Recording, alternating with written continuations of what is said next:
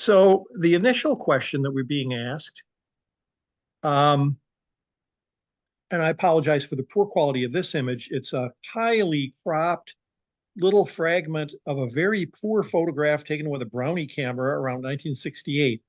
But this particular instrument box, and I think I may have already sent this in an email, it isn't a question of having the support at the four corners versus a concrete slab, because there's a couple of other alternatives, one of which is what we see here is two lengths of concrete um, at the two extreme ends, and it's resting on that. Um, Although our subject today isn't battery boxes, this is a round battery box for this um, block signal, which is on the Chicago Northwestern uh, passenger main or old line between Chicago and Milwaukee. Um, this, by contrast, is on the at Rochelle, Illinois, but I'm not sure whether it's a Northwestern slash Union Pacific relay box or a Burlington Northern slash BNSF relay box, but this is a concrete slab for this rather old looking box. So that's, I mean, there are relay boxes that have solid concrete slabs, and in particular, the kind like this one that a signal maintainer would actually go into as if it was a shed. Now, on that, if you can go back to that for a second, what are those things in the foreground? Are those call boxes or something? I think those are call boxes. Yeah. The situation at Rochelle is different than when I took this picture, but you would frequently see a trainman go to the call box, and I don't know whether he was making a call or pushing a button that would start a timer that would give them the signal even if a train had just gone through. In other words, it kind of speeded the system up. Oh, okay.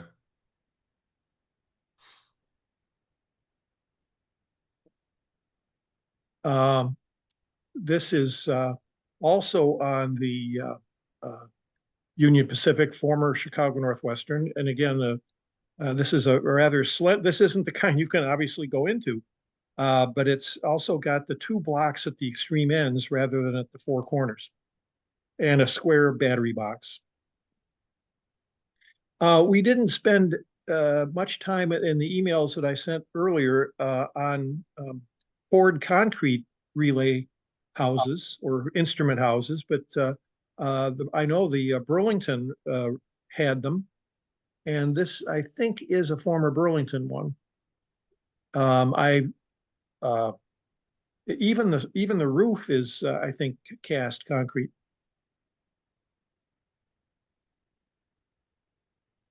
Here's a relay box, and it's the kind that a signal maintainer could go into. It's got supports at the four corners, but they're not concrete blocks.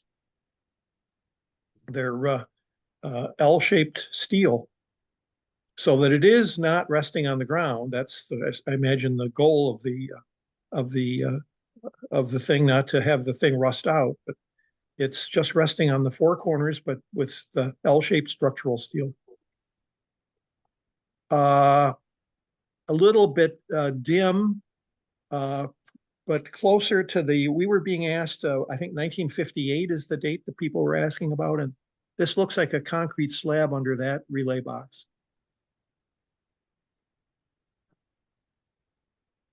Uh, this is on the Iowa Interstate west of Des Moines, immediately west of Des Moines. In fact, we're probably actually in Des Moines city limits, and I just include that for a little detail that you can add to your relay boxes. It is resting on the ground, which makes me imagine that it is on a concrete slab, which I can't see except maybe right under the door. But there would be reasons why you wouldn't want moisture Yeah. accumulating on the thing. Here is a early to mid 1950s shot, again on the Chicago Northwestern, again in the Milwaukee area. This is actually West Dallas, Wisconsin. And it looks like there's actually two relay boxes, one of which may be concrete, but they appear to be on slabs, although the picture just isn't clear enough I've tried expanding the picture and it doesn't help any. Mhm.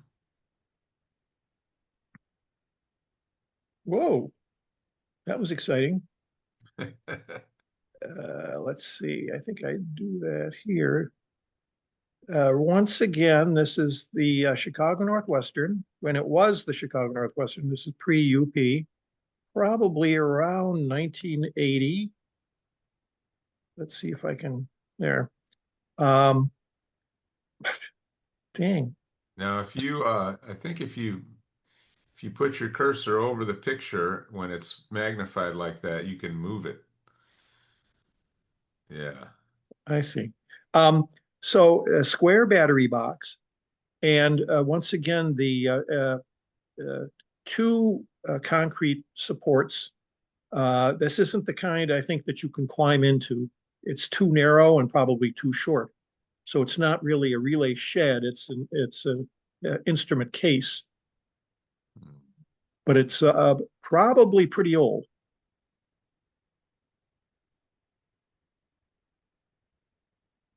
Oh, close up of the same picture. Um, For detail purposes, whoops, I was going to point out um, that there's a sort of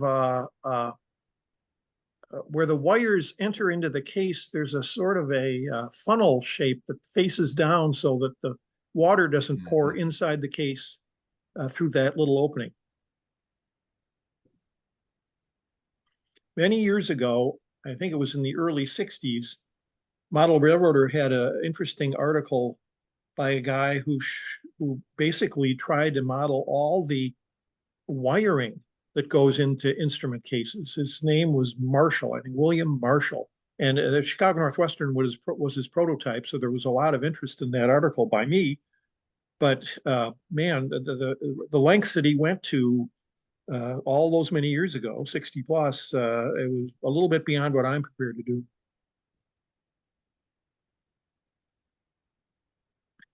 Uh, this is Iowa Interstate on former Rock Island trackage. So this uh, relay box might actually be former Rock Island. The battery box is a square one.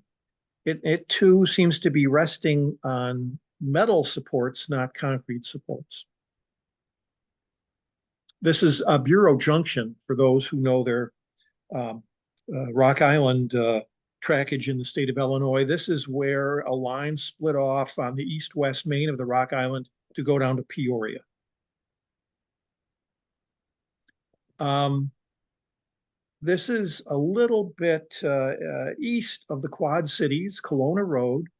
Um, that looks like a brand spanking new relay box. It's got the four metal supports at the four corners. Much older one is in the background of the picture. I don't know if you can see my cursor. Yes. And a detail you see now on a lot of these rail boxes are lift rings on the roof.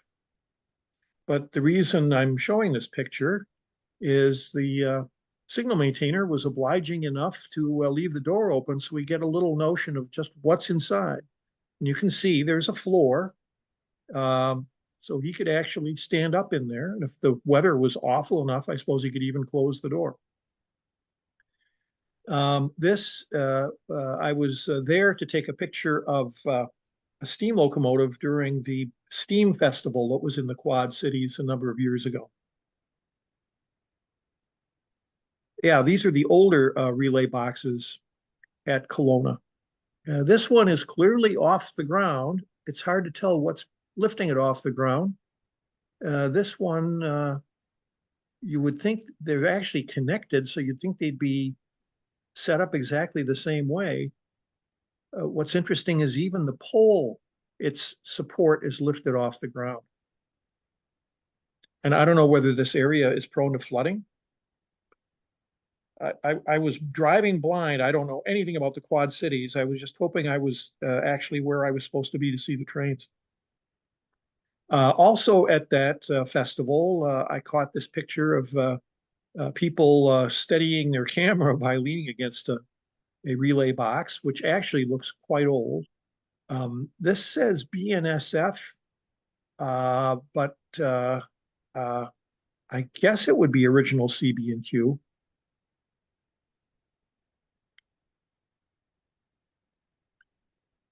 Another example of those narrow relay boxes or cases, but not a relay shed.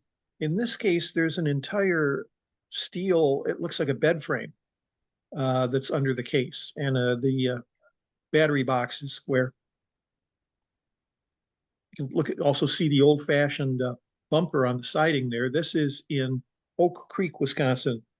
That's the city that has the large coal-fired power plant, and you see a lot of all throughout the Northwestern and now UP system. You see Oak Creek coal trains still, although no one knows for how much longer.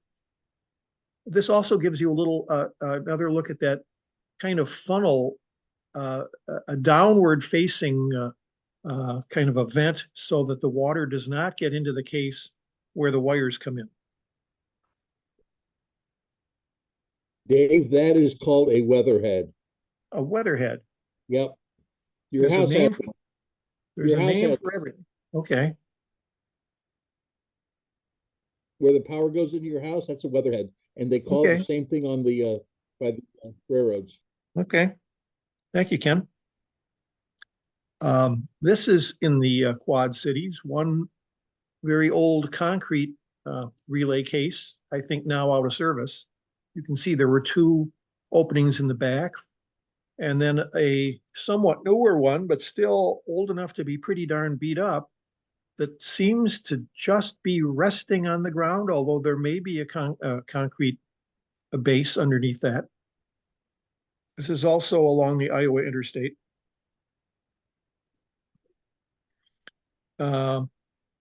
This is on a track that is now, well, let's see, it would have been TP&W, Toledo, Peoria, and Western. And I think this is Gilman, Illinois. So that's the CN depot there, but the track in the main part of the picture is how the is former TP&W. And there were a couple of other instrument cases there as well. And this one's on two concrete slabs. This one's on the kind of the four-legged approach. And I'm thinking that's a square battery box. But look at the size of that grouping of wires. That's what this Marshall was modeling in this old model railroad article. And you can see there's a wire that's actually, I mean, it's the wire, the thick wire is not self-supporting. There's a smaller wire that forms a sort of cage around the really thick, heavy stuff to keep it from drooping too much or even just falling off. Like same scene, you can just see how thick that wire is that is supporting these relay boxes.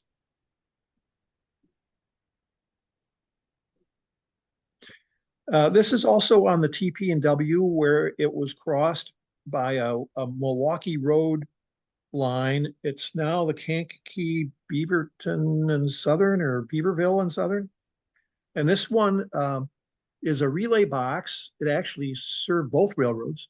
And it's on the classic concrete footings that a lot of people were speculating about. That's the view that faces the track. This is a side view. We were waiting for the nickel plate Berkshire to be returning to Fort Wayne.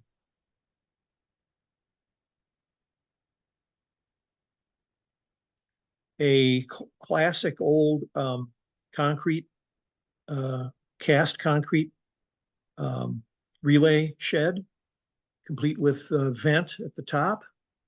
And again, the roof is a single piece of angled concrete.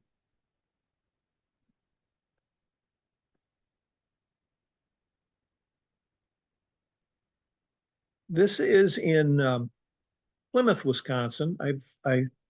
Uh, and again, it's the two lengths of concrete. This is a round battery box. I wish I'd actually widened my view of this picture. We could stand to see less sidewalk and more battery box, but that's not how I took the picture. And a very old relay shed, again in Plymouth, Wisconsin, with a round battery box. Plymouth is kind of a town that time forgot, and when the Milwaukee Road and the Chicago Northwestern went through there, I think they were both pretty anxious to just not be in Plymouth anymore, so they weren't about to modernize stuff very much. But what's interesting about this particular relay shed, apart from the fact that it's wood, is that the two supports are the kinds that you would see at the four corners of a true relay shed. And unlike the shot that we saw at Gilman, Illinois, where all the wires have been gathered together under one insulating cover, here they're all separate, but they're still quite thick and go into the box without the weatherhead. But to my knowledge, this box is still in use in Plymouth, Wisconsin, now served by the Wisconsin and Southern Railroad. More in Plymouth. They're marked Union Pacific, but the Union Pacific no longer serves those tracks. They may own them, but it's all Wisconsin and Southern now. Notice two different mileposts because you're looking at relay sheds from two different railroads. And this particular shed has its own cast-on little drip roof over where the door would be open. Whoa, I don't mean to do that.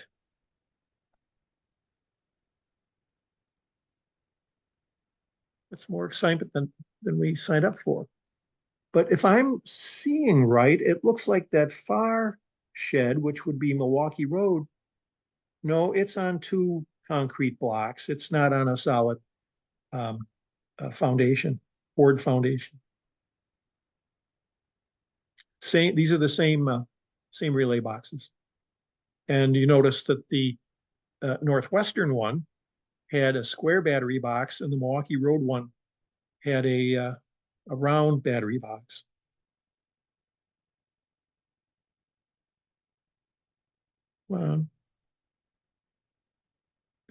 This, and I apologize for the low quality of this photo. This is a scan of a page from a 1939 Simmons Boardman track and maintenance catalog. But it shows a steel relay box, but it seems to show four supports that might be concrete or might be steel. I think they're concrete.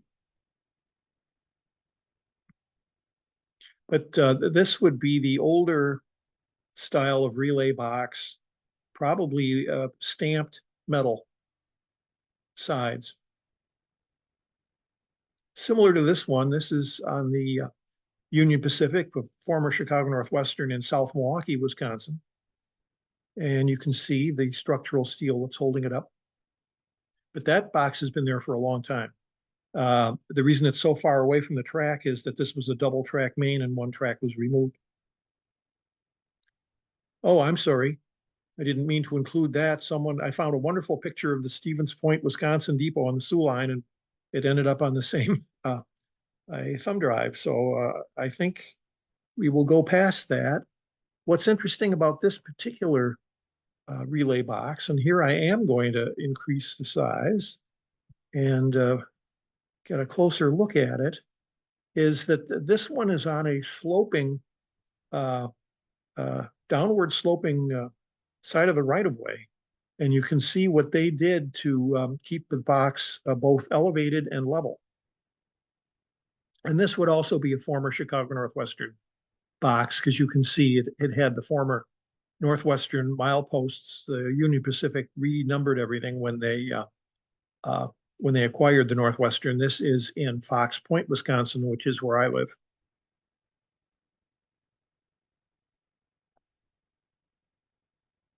The reason I took that picture,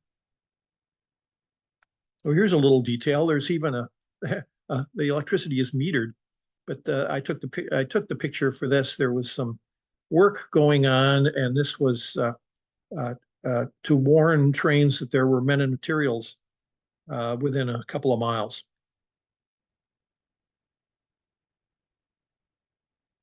No, I don't want to do that.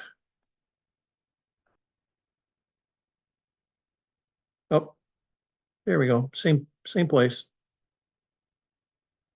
No one asked about how these things are transported, but here's an example of how the UP cut down a truck and then puts it on the flat part of the frame in the back. And here's a battery box, which is a little taller than your average.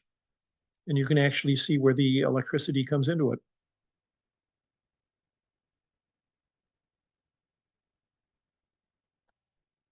Another view inside a relay box. Again, this one is supported by four concrete poured concrete slabs at each corner. Little cropped version of the same picture, so you can look inside. The guy was there. He didn't just walk away and leave it open. I'm not sure why I included this picture. Another example of a narrow relay box with the concrete slab just at the two ends.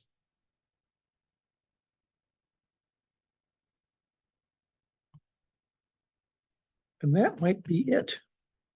I think that is it. That one has doors on both sides. Oh, should I go There was- back? Did you want to Well, see there was hinges on both sides of the narrow plate. Did you want to see that one again? No, I'm fine. I'm just, Oh, you're right. Yeah. Which makes me wonder where the instruments were mounted. yeah, Because they're usually they wouldn't usually be mounted on a door. Maybe whoever right in created the middle.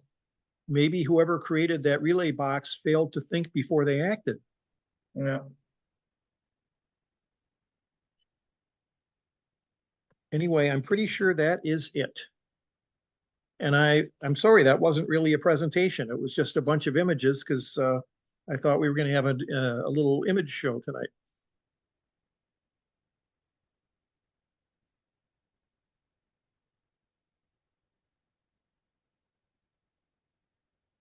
I can't hear you. Have you muted? Are you muted, Greg? I guess Is I every- am. Yeah, my dog barked. That's Yeah. right. I put it on mute after my dog barked. But no, that was good. That was perfect. Whatever you, by any name, whatever you want to call it, it was just what we needed. And Mitch Maynard Mitchell will be glad to see that because I think he was the one who asked the question because he was working on relay sheds. So that's perfect. And now Doug is here. Doug, do you have any sheds you want to show us? No, I have not looked into that. I've been under the weather, so Oh, I'm sorry to hear. Oh, sorry to hear. Yeah, well, we'll hope you feel better soon. And are there any other questions or anything? Otherwise, we can take an early leave. Mont is traveling this week, but his internet connection is better, I think. And so next week he'll do part 3 of the Monon Power and Points of Interest presentation. We ended on 196, and I believe that presentation goes to 314. So we've got a good hour left of the Monon line, which I mean, I love the stuff, so I'll never tell anybody to stop. But some people maybe they've had enough of the Monon. I don't know. But anyhow, that's what's up. And then trying to think. I think we're good for March. There actually the last week of March we'll probably not meet because I'll be in St. Louis. but otherwise we should be good for a few weeks here and continue our little meetings, which I enjoy very much. So thanks, David, for stepping in and doing that. Yep. And we'll look forward to Mont again next week. And then after that, we're pretty much open. So if anybody wants to present anything, just let me know. Start saving your money now, Greg, for those Chicago Bears season tickets. Yeah, right. Well, right down the street in Hammond. They were going to build the place with Gary's entry into that sweepstakes was actually going to be a few blocks from my house. But apparently that's not going to be what they're going to do, which is Well, that's too bad because the people in Green Bay could tell you there's a lot of money to be made parking. charging for people to park in your driveway. Absolutely, yeah. Let's see, I could probably park about 6 cars here. So that'd be terrific. Get $20 a head or maybe 50. I don't know. We'll see. Playoffs. But yeah, I don't think that's going to happen. In fact, I don't think they're going to Hammond either, but it's fun to think about. So, but in the meantime, everybody have a great Thursday night and we'll see you next week. Thanks again, David. Take care. You're welcome. Bye-bye. Good night, Bye-bye. everybody.